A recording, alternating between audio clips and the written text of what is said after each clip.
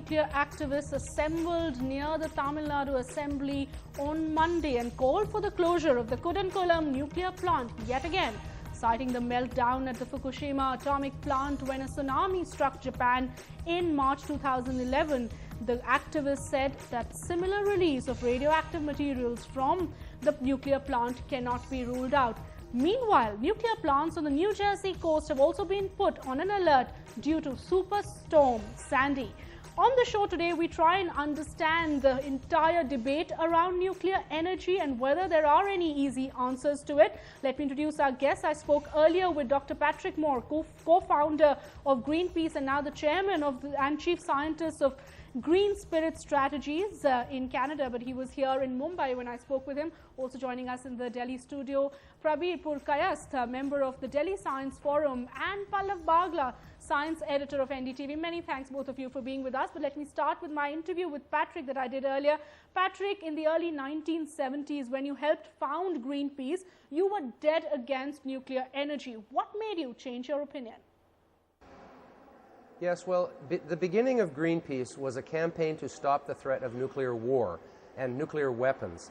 And we made the mistake in our fear as young people in those days to paint everything nuclear as evil.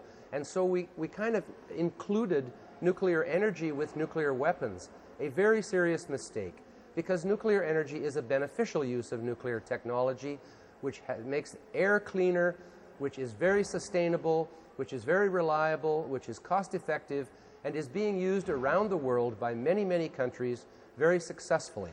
And so you hear in the aftermath of Fukushima that Germany is going to abandon its nuclear, which actually it hasn't actually done that yet, or that Japan is going to abandon nuclear. This is not true. When in fact many countries, including India and Canada and the United States and Russia and China and South Korea and France and Britain and many others are moving forward with nuclear energy because it is a sustainable development. It is superior. It is superior to using coal to produce electricity. So then, Patric, what would you say to all your environmentalist friends who are protesting against nuclear energy in India and in fact around the world? Well, I would say it is so hypocritical because on one hand they say we should reduce the amount of fossil fuels we are using.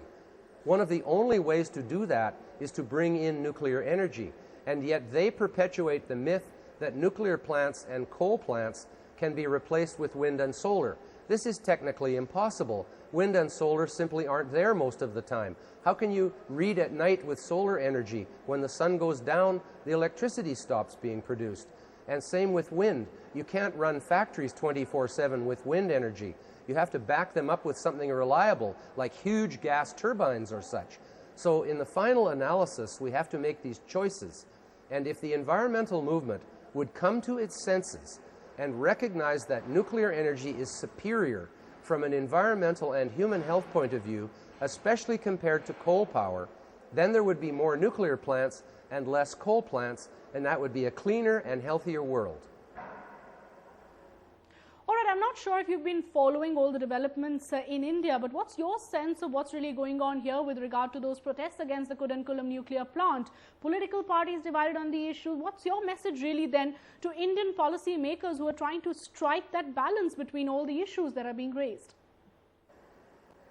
Well, first, if India doesn't go forward with nuclear plants, they will have to build more coal plants. Is that what the environmental movement wants? I don't think so. And that is actually the choice that India has to make. Secondly, these protests are kind of like popular environmentalism. It's a fad which will last for a while. It's not as if this is going to last for a long time because there isn't really any harm being caused by the nuclear plants. It's not as if there are people lining up at the hospitals to be fixed from damage from nuclear power plants. There is no evidence of harm.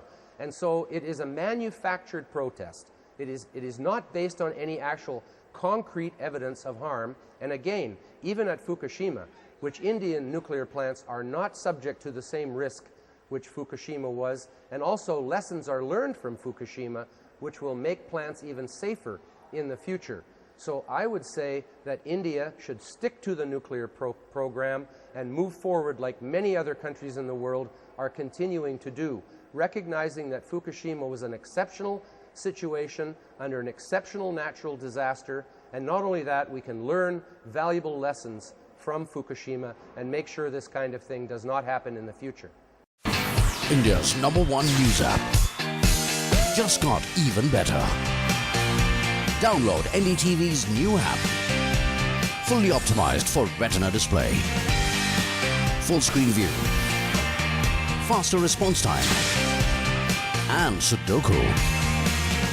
NDTV's new iPad app. Download now.